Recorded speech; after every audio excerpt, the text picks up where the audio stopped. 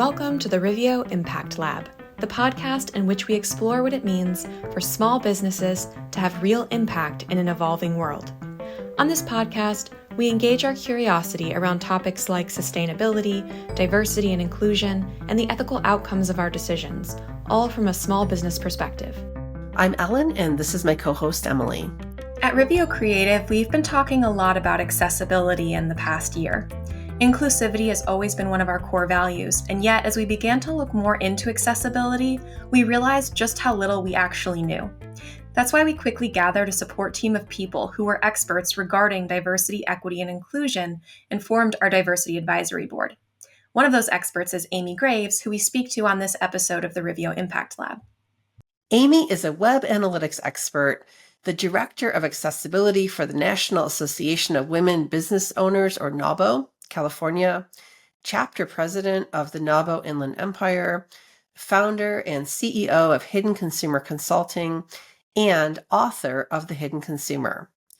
Amy has been working with the Riveo Creative team for the past 5 years, and we trust her with all things related to SEO. In this episode, however, Amy offers insight into what it means to foster a workplace culture that is inclusive and accessible, as well as the small steps any business can take to make this happen. Please enjoy our lovely conversation with Amy Graves.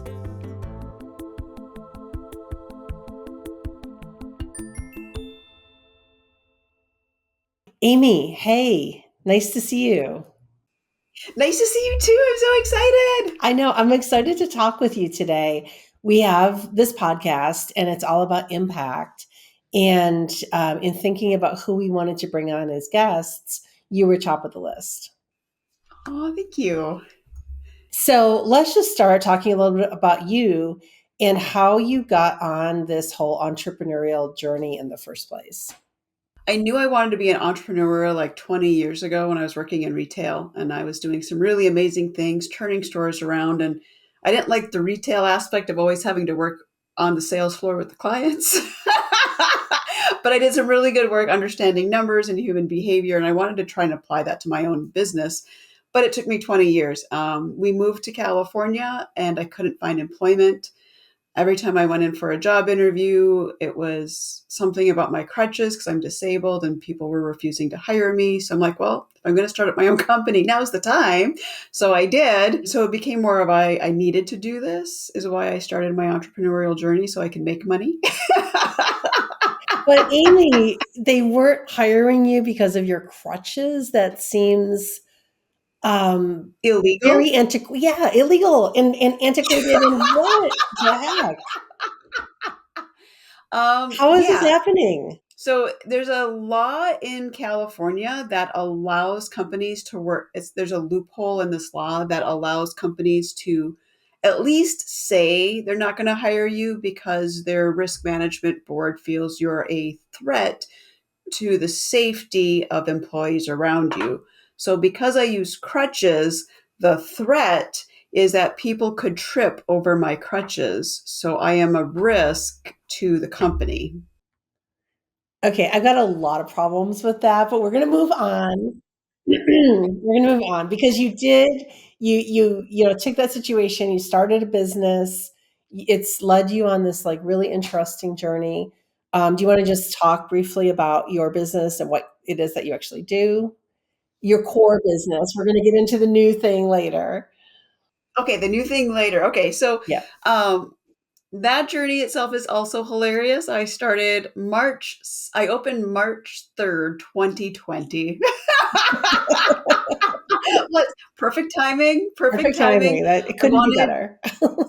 Couldn't be better. I wanted to be, basically, I'm a certified business analyst. So I wanted to be the business analyst that help companies figure out what's going on inside your company that's causing you not to grow. And look by going through data and talking about marketing strategies and really determining what your next step is. And COVID hit 11 days later and nobody wanted that. Like I got nothing. It just died. So I looked at using my business analyst skills, what is the one problem everybody's having because we're all virtual, and it came down to your websites. So I jumped into working on websites, and because I need data, I jumped in using Google Analytics right away. Started with Universal, wasn't really happy with the data feed, and then they launched Google Analytics 4. So I jumped on Google Analytics for December 2020, and I've been using it ever since. But it's because of that data, I've been able to use my business analyst experience, my previous retail experience, and I help people understand how websites are the foundation of your digital marketing experience. And if your website doesn't create value and engagement with your ideal client, you're never going to get your website to work for you. So that's what I do today, is how do we make those websites be so valuable that people spend time, that they want to work with you, and it leads to conversion. Yeah. And we could spend our whole time talking about that and Google Analytics 4. We're not going to do that. We're not going to do that. Because we're really here to talk about impact. First, I want to just bring up the NAWBO, the National Association of Women Business Owners. You got involved with them as a business owner, and now you're the director of accessibility is it for California? Yeah. Okay. Yep. Okay. So you're the director of accessibility for NAWBO for California. You're a member of our diversity advisory board. So I want to, obviously this is important to you, and you've already shared discrimination you've experienced, but beyond that, why is accessibility so important to small businesses and business owners? Why should it be so important? Let me rephrase the question. It absolutely should be. A lot of what I want to do is turn the scenario around too. So there's going to be a couple thoughts here coming out. But before I became disabled, because I haven't been disabled my entire life, I would hear family and friends talk about those stupid disabled people. They're shutting down businesses just because they don't have access. They're deliberately looking for people and suing them just to shut down the small businesses. Like, that's not the case. If you flip that scenario around, my question back is, why do disabled people not have a right to do business with you?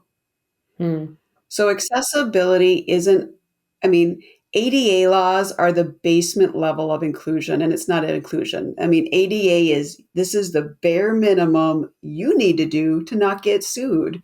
If you can't hit the bare minimum, maybe you need to rethink about how you do business, and if maybe you have to move it online, which then it's still a whole set of issues, because you still have to be ADA accessible online, which I do help people with somewhat on their websites. But it's this thing where, why, as a disabled person, am I constantly being excluded? I got involved with NAWBO on the accessibility side because they weren't including people with disabilities. And that's where my fight with them right now is. And I'm going to call it a fight because it is. Inclusion is the ceiling. You should always reach for, how high can I go? How many people can I bring in to be involved and be part of it, versus, oh, they're disabled, we've got ADA, I'm not going to worry about including them, because if they can get in the door, who cares?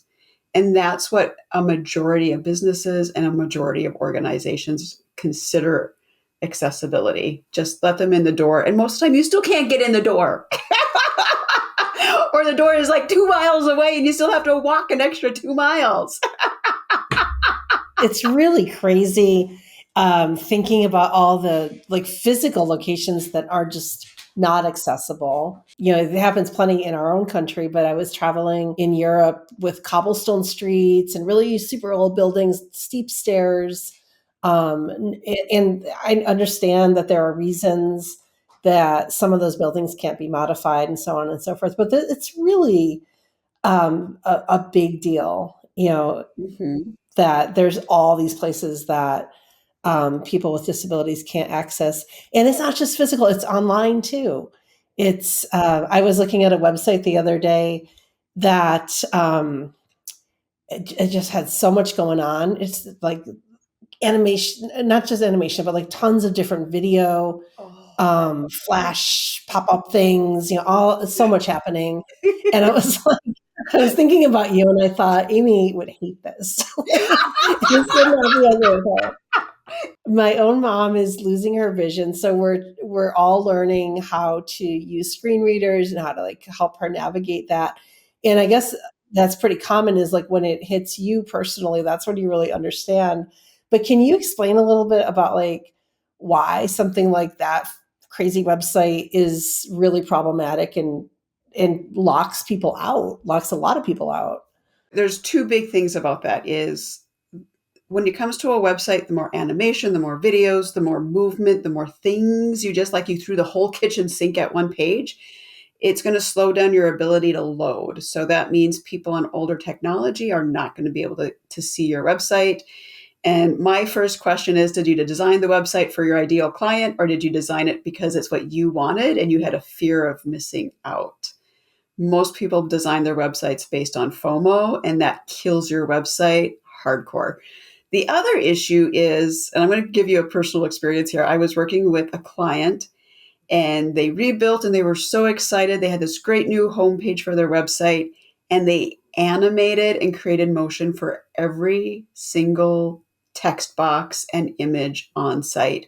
I literally got sick and had to shut down the website because I could not get through the first top half of the page because there was so much movement. So people with disabilities who are any on different aspects of the spectrum, you get motion sickness. Looking at a website like that, if you need to take drugs to look at a website, your website probably needs to be taken down a notch. Yeah. It comes down to one simple thing. Those kinds of things, it's not that you can't use them. You have to be strategic, right? This was a PR company. We don't need to animate your headlines. We do need to headline and animate your images. We want people to stop and look at the images of what you've done for your previous clients because your PR, it's about that visual experience. That's where the strategy comes in and where I would come in and also show you why the numbers show that's what you need to do. But yeah, it's gross. I get so mad. Yeah, and unfortunately, I don't know. I'm not an expert in this area. You may have better insight, but it seems to me that probably still the majority of websites, or maybe at least half, are just not very user friendly. If you're using something like screen reader, if you're, I don't know, colorblind, or you have other issues, there's just a lot of unoptimal websites out. Yeah, and I really blame that on traditional search engine optimization. Like it's that traditional SEO is all about dropping people on a website and not caring what the website, as long as they draw as many people as possible, they'll just get the numbers randomly. But that doesn't create a website that engages people, and that doesn't create a website where you actually have to put your focus on who you want to work with. So the websites, almost all websites today are based on the business owner and what they want to see on a website, which does nothing for your business and it does nothing for accessibility. If I like my website still has issues. I have a plugin for ADA because I can't fix everything. But I have problems with my colors. My colors are not colorblind list friendly. So I'm constantly trying to rework how do I make this and just make this like an accent color so that it's not interfering with what people are reading and how they're engaging with the website. So it's a constant, you have to constantly think about it from someone else's perspective, which as humans, that's not our priority, right? And that's part of it. It's true. Until it hits you directly, like with my mom or with you, Yeah. with the Yeah. issues that you've had to face. Um, Yeah. and so I think we're talking about two different things: physical accessibility, like you're running into some issues with NAWBO, being able to get into certain buildings, and other issues, um, and the digital accessibility. So just talking like in broad terms, let's say there's a business owner listening to this podcast and they say, "Oh, I would like to do better." Where's a good place to start with either of those items? It can feel overwhelming because there's a lot to think about. Yeah, I would say the first two things to do for your website is turn off all animations and get rid of the videos in your banner. Mm. Start there. Simple, easy. I know it's going to hurt. Everyone tells me, but I love my videos, but it's Yes. okay. You can put them elsewhere. I'm not saying no, but if it's especially on your homepage, put your focus on your homepage. We'll leave everything else alone, but your homepage has to load quickly because the other pages will load while someone's on your homepage. But that homepage has to be snap of your fingers load, or you're going to lose everybody. The other thing is, I challenge you to go through, read every word on your homepage in a monotone voice. Do you understand the sentences if you read it in a monotone voice and stop at the punctuation? So, for instance, like your mom, you're learning screen readers, the system is reading the page to you. There's no inflection of emotion, right? That period, you got to be clear, concise, and have like under 20 words per sentence for someone hearing your website to understand what you're trying to convey. So those are the two things to start with. Yeah, no, that's great advice. And I also would invite anybody to try to use one of those screen readers. You'll understand very quickly. Yeah, and we're going to get to this in a minute, talking about your initiative around hidden consumers, because this is not only the right thing to do, but it is a big audience that people are missing out on if they're not doing these things. But before we go there, I just want to ask you, and you may not have an answer for this, I don't know, but do you know of any new like technological innovations or anything that has come out recently or is coming out that's going to be beneficial for improving accessibility? Actually, it's the one that everyone talks about, and it's the thing I actually have the most distrust and dislike for right now. But from an Mm. accessibility standpoint, it's very important, and it's AI. I knew you were Um, going to say that. AI, yes. yeah, AI is not my favorite tool. As a tech person, I'm very concerned. I'm doing some different things in my company right now that I don't want AI to learn on my tech, and I don't want him to learn on what I'm doing. Because I want to kind of keep what I'm doing to myself until I can really get it out there so people understand what I do. And AI, if they're learning on it, they're stealing it. Like that's just what it is. If you're using a free AI software, you're allowing AI to train on your intellectual property. So there's this line. There's a line. I do use it in certain cases, but from a person with a disability, AI is going to be beneficial because you can just feed it something and get that information back. It might, I mean, there's ways that tool is going to be beneficial for those who need additional help and support. I don't know, I don't use it right now for that specific purpose, so I can't be really concise on what that looks like, but I know people in my Chronic Boss Collective group where AI is an important part of what they do today. Like they depend on that so heavily because it's an accessibility thing. But like all good things for that end up coming out for people with accessibilities, someone's going to find another way to use it and it won't be as accessible. Like that's just how it works. Well, someone was talking about, it might have been you, even, I can't remember who I was having this conversation with, but it was about how sometimes technology is developed not necessarily with the intention of helping with accessibility, Yeah. like Siri, and it ends Yep. up to be such a valuable tool in that community. It's like the best of both worlds because it benefits everybody. Smart technology, there's a lot of people in the background that, especially if you work in tech, smart technology is something to still be worried about and to really be cautious with using. But for someone with a disability, if you can't get out of bed and you can just tell your home system to turn the lights on, I mean, how amazing is that? That you've just gained a whole nother level of independence because you don't have to wait for someone to come home and flip a light on because you can't get up and do it yourself. That I'm speaking from previous experience. Like when I went into paralysis in 2008, before before we had the speech to text software on phones, like Dragon software was top of the line. Remember? I don't know how many I people do remember that. actually. Yep. Yep. And to think like in less than 20 years, we've taken that technology, we can control our homes. So now if I was at home paralyzed and not able to move, sitting in the dark because my husband doesn't get home till midnight because of he's coaching basketball, I could have just said, Alexa, turn on my lights. I didn't have to sit in the dark. Right, right.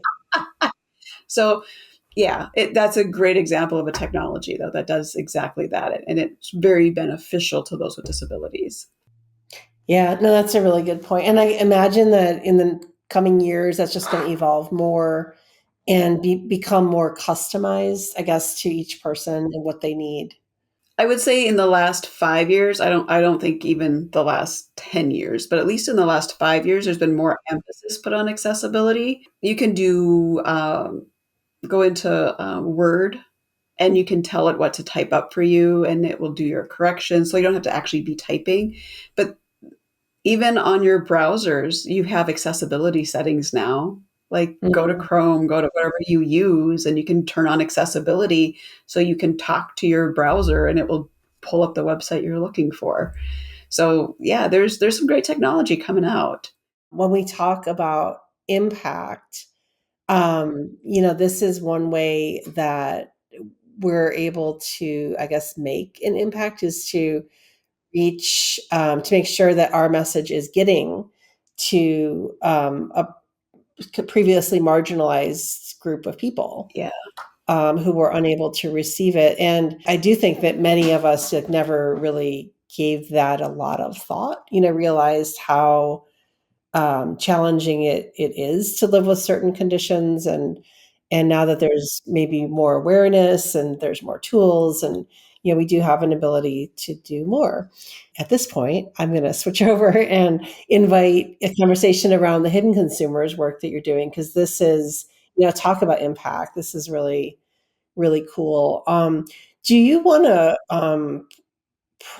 do you want to talk a little bit more about some of your own challenges, like with food and Yeah. that? Because I think that might lead well into this segment. To the next conversation. Yes. So, as much as you want to share, your story is interesting, and I hope you're okay with me sharing this. But you have a suspicion. You told me that possibly, some of the pesticides you were exposed to as a child on commercial farms may have had a role to play in what you've been dealing with. Yeah. Yeah. So hidden consumers is something I always wanted to do when I opened my business. I wanted to really work in the food industry based on my own experience. But I got started with it because I understood that when it came to websites, we have so many hidden consumers for every industry that we don't realize. And so hidden consumers slowly evolved out of that. And about 2 years ago, almost 3 years ago now, I made the decision that I wanted to finally move my way into working with the food industry, specifically because of my own background. Around the time I was dealing with paralysis and I had gone down, and then I developed a few other issues along the way, things started coming back that I was reacting to food. And at first we thought it was just wheat and soy. Well, wheat. So I did the whole gluten-free thing, got really sick. It wasn't the wheat. Then I'm like, oh, it's got to, then I started seeing a connection that soy was involved. So I'm like, okay, I'm going to take out everything that's soy. Still got sick. Like it was wheat, soy, like it helped. I got a little bit better, but I wasn't better. And I finally got to a point where I had a sinus infection and it lasted for 3 years. And I had to go in and have it surgically removed from we had saw a spot, a hole had developed because I had blown my nose so much. I literally ripped part of the lining of my nasal cavity. So we had to go in and do some work. But the big thing that came out of it, he goes, when the doctor came out and he's like, you need to understand that people who have an infection to the extent that you do, it's always connected back to food. You have to find out what you're allergic to. And that began my process. That was 2013. 2016, I figured out fully it was corn and all corn derivatives, and I'm a super sensitive. So basically, I'm allergic to life because corn's used in everything. It's not just, popcorn or corn on the cob. It's dextrose. It's polyester, it's nylon, it's like anything we use in life today. I had to gut my kitchen. Like my pans all had that nonstick coating, which is made from cornstarch. I had to go to all stainless. I mean, my food tastes way better today than it did 6 years ago, 10 years ago, whatever now. But yeah, it became this whole process and then because of it, I had to understand how our food is actually made in a lab. Because I am so sensitive. If an ingredient is made in the lab and the base element is corn, I'm going to have a reaction to it. I'm like a parts per billion person. So I'm super rare, and I get it. I'm super rare. And I thought it was only me. But the more I shared my journey as I was going on this, because I shared everything. Like, can you believe that they put corn in this? Why is this made from corn? Like I was the world and people are like, Amy, you need to write a book, which I finally did. But Okay, wait. Give us an example. What are some things that corn is present in that you wouldn't think? Socks, What? the elastic bands that you have in your, and socks is like, because I had to throw away all my socks, but elastic bands are pretty much coated in cornstarch. I would break out in hives wherever my socks touched my skin. Wow. I wore a nylon dress to a wedding and I had hives and a rash wherever the dress touched my skin. Oh my goodness.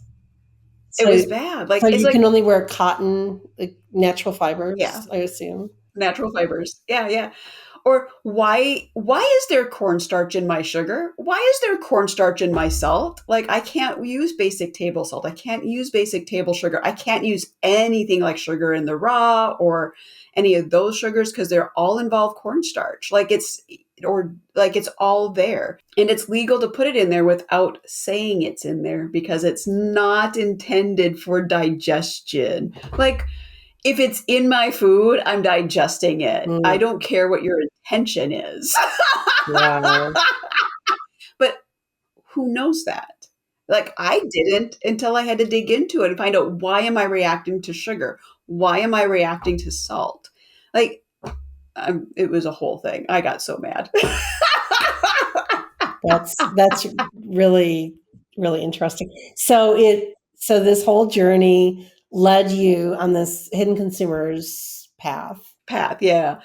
So, what I realized along the way is that I'm not the only one. And the more I talk about my story, the more people tell me, I know so and so, or I'm in this boat too, where I have to be really diligent, not to your level, but I have to be diligent too. A majority of people are struggling with their food. They don't understand how their food has certain ingredients or why.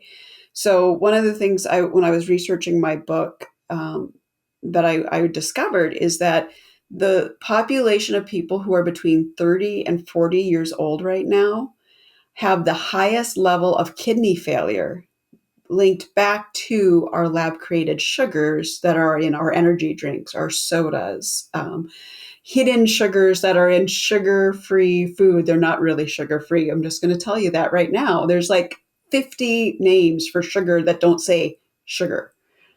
As long as it doesn't say sugar, it's sugar free. Like the whole system is like if you don't know how to shop for food and understand the ingredients, you're going to continue to get sick. That's just how it is. But the number of people that are in kidney failure though are equivalent to the population of the state of New York. Wow. This is why we're so many dialysis centers popping up and people needing kidney transplants is becoming more and more common. It's linked back to our food, and there's peer-reviewed research, which is what I focus on for my book. Is it's not going to be in the book, just not going to scare people. But you told me you love research. You love doing research. I do. I'm a historian. Like I got my undergraduate degree in history, which is just research and analysis. So like I'm in my element. If I could be in a library digging, and yeah, that's me. So this book is well researched, but presented in a like conversational, easy to understand way. And what will it help people do or understand? What it's really going to do is help. It's going to help businesses, especially in the food industry, understand how people are shopping for food differently today than they were a decade ago. Why things have changed to such an extent, and why so many more people are health conscious. What is it about our health that's connected to food that we can't just go out and buy and eat whatever we want anymore? Not everyone is my sensitivity level, but almost everybody has something they have to avoid. I mean, we see the memes all the time. When I first figured out it was corn, I literally had a friend send me a meme saying have you seen like the plate of ice cubes saying it's the gluten-free keto whatever diet? And they sent it to me, and my first response is, I'm allergic to that. Ice cubes are made in a plastic. I'm allergic to plastics because plastics are made from Oh my corn. gosh. I would have a reaction to a plate of ice cubes. That's the thing, is we don't know. Like, we make fun of all these people who have to take keto diets or their sugar-free diets, but what we're missing is that there is an actual health reason for that to happen. And because of how far we've taken our food away from being natural, we're so much more dependent on lab created foods. More people are getting sick. And unfortunately, the meds to help you are made from the same ingredients. So like I can't take any medications. Like there's nothing, like when I get a migraine, I have to suffer. There is nothing I can take to help my migraine because vitamins and supplements and all medications are all derived from corn. Everything. Wow. What about like a natural, like I don't know, like essential oils or something homeopathic? Can you do that? I'm going to be honest. Essential oils in my book are the modern snake oil. I am allergic to essential You oils, are. which tells you they're not truly essential oils. And essential oils, by definition, should be only made from, say, like you want a rose essential oil, should only be made from rose. There should be nothing else in it. And yet we're adding corn byproducts to our essential oils, which means they're no longer essential. You're adding additional chemicals to your essential oils. So no. And that's the big problem. Because of my super sensitivity, I can't take those risks, right? I live in California, man. I have CBD everywhere, but I can't take any of it because it's all contaminated at some level with corn, whether it be produced in plastic, it's additional ingredients, inactive ingredients, my foot. Wow. Inactive ingredients can still make you sick. Wow. Well, you told me at one point I believe, moved to California partly to access like farmers markets year round and Yep. be able to feed yourself, which is I can't shop at a grocery store. Like literally, like if I go to a local Sprouts where I can find imported cheeses because I can't use cheese typically made in the United States. I have a safe box of crackers that I'm going to say safe. Like it's something. It took me a decade to find safe yeast because yeast is made on corn. So I can't even find safe yeast. So it took a decade. I finally started making bread a year ago, found a nice safe yeast. I had a sourdough starter I could use, and I have safe flour, which, the key ingredients. It's crazy. Like and all of that is just, yeah, I live in California and I moved from Minnesota, like the capital of corn. Okay, well, maybe that's Nebraska, but it's our number one export in Minnesota. so interesting. But so, like, bringing this all together, as you've stated several times, you're kind of a special case because you're so sensitive. Yeah. But that said, there's all these other people that are, needing to be ultra careful because their illnesses derive from, either corn or something. And so there's need to educate the food suppliers and I wanted to say food manufacturers, but that doesn't sound right. But there's need to educate about like labeling and transparency around their processes and all of that. Correct? Yeah. Well, and a big part of it for businesses is, whatever part they are in the food chain of how it either they're in the lab or they're selling it on the other end is you still have legal requirements. And what I'm saying to do isn't avoid legal requirements. It's like ADA. Your requirements that the government requires of you are the bare minimum. It's the bare minimum to not get sued, right? You need to at least hit that bar. What I'm doing is telling people you need to go above the bar if you're going to start including more people to find all of your ideal clients. You're kind of like your own quest started with this food situation, but I also really appreciate and admire how the hidden consumer fits it's with what we started talking about at the beginning with making your website accessible, making your location accessible. There's a lot of people that need that you might not never ever know that they do by just looking at them. They don't necessarily have a voice, or like you might not know unless you start to ask the right questions. And what's interesting is I don't think most people know how to ask those right questions because they don't know that that exists. Right. So like the client I want to work with in the food industry, I'm not going to be working for Nestle. Nestle could Nestle doesn't care if I can't eat their product, and they don't want to find people like me to buy their product, right? I'm not the ideal client. But you do have a group of people and companies that created their product to be healthier, to be that next level. They don't want to be Nestle, M&M, or any of the big food companies. They want to create a product that attracts people because of their own issues. Maybe they're allergic to nuts and they created this great, nut-free product, but they can't reach them. And they can't reach them because they don't understand all the reasons people need to go nut-free. It's not just allergies. There's so many other things that people need to take in consideration that until you get someone who can understand that and help you, you can't write even your marketing copy if you don't understand what people are looking for. So how do you ask those right questions if you don't know what you need to look for to begin with? Yeah, that makes that makes a lot of sense.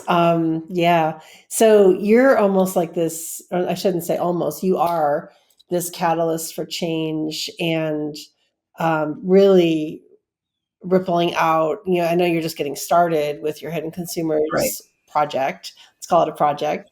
But really, when we talk about impacts, it's easy to see how you're going to make a huge impact. And I'm just curious, like for you, how do you define or think about impact?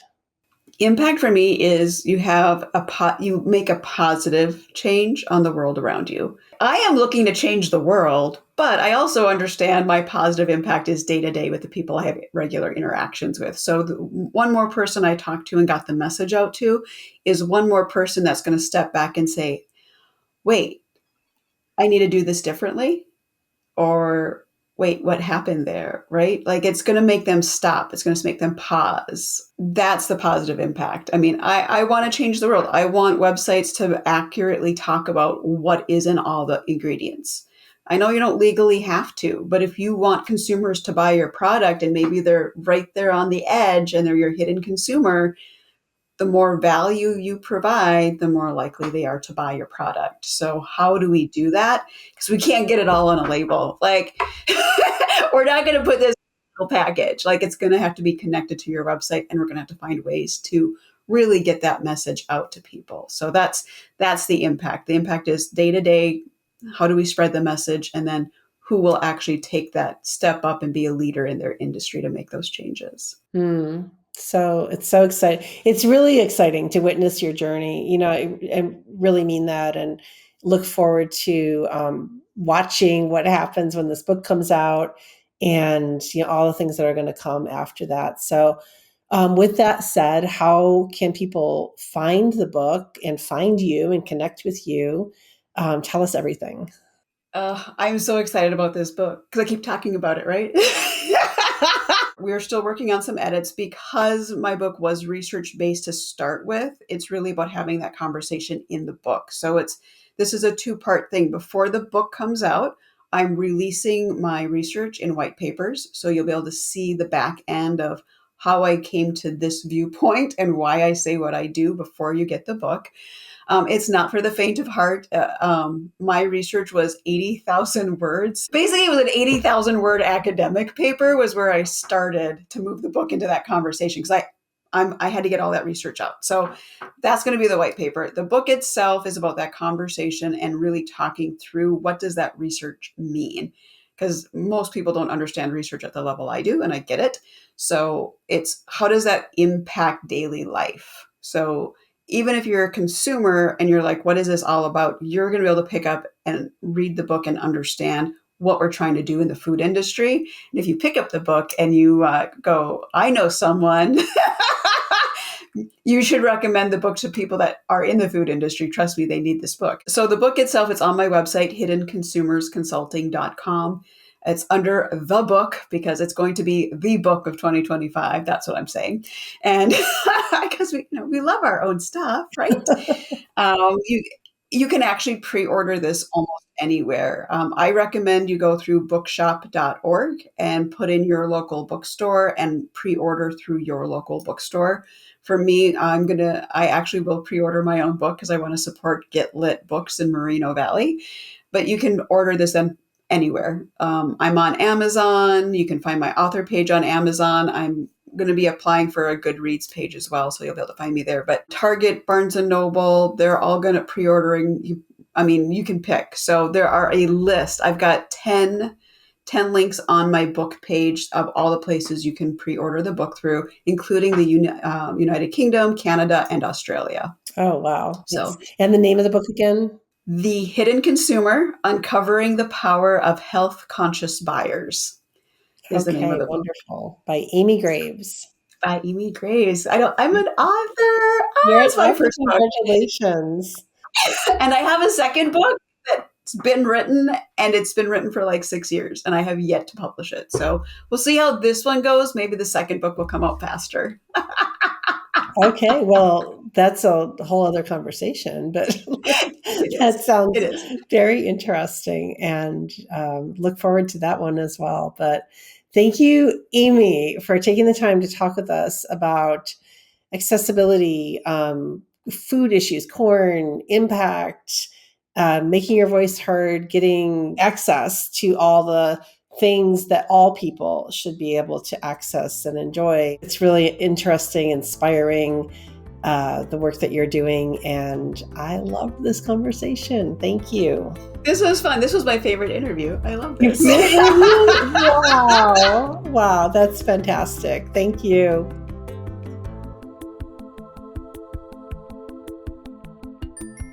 And now here's our impact tip of the month. It's okay not to know everything, as long as you're taking small steps to learn. Consider courses on accessibility that are relevant to your business, such as the many web accessibility courses you can find on sites like Udemy, Coursera, or edX. Thanks for listening, and make sure to do good in the world this month. If you have questions you'd like us to address on the podcast, you can reach us at info@riveocreative.com. Subscribe wherever you listen so you don't miss out on any of our incredible upcoming guests. We'll see you soon at the Riveo Impact Lab.